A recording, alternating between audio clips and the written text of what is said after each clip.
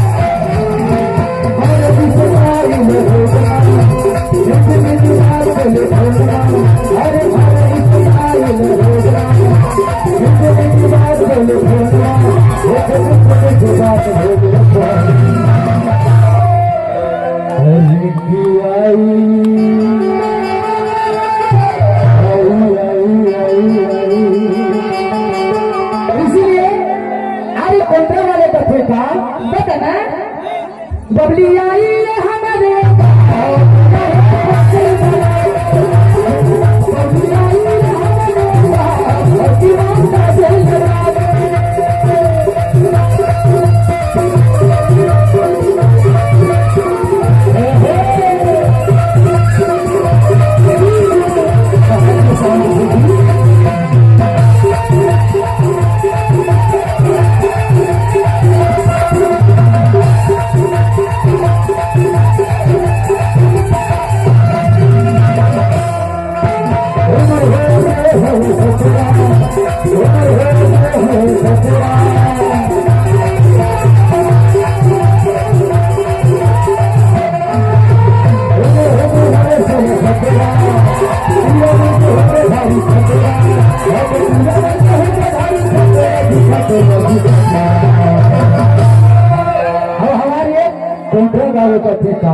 पता ना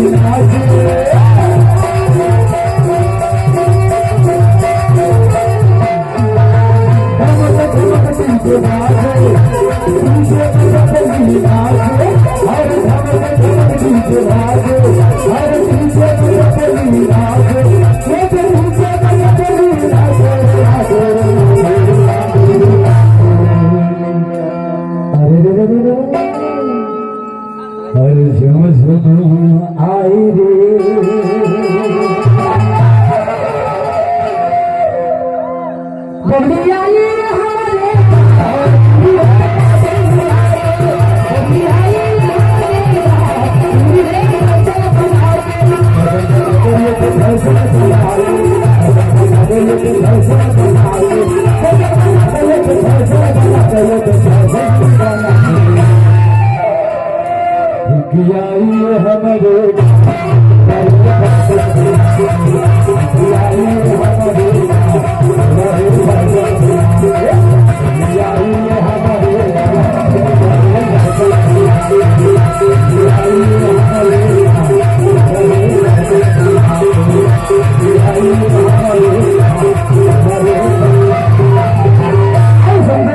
अरे पे हाँ सभी सवार के पे हम बंगलो बोझल में रेगत रहे सुना हाँ हाँ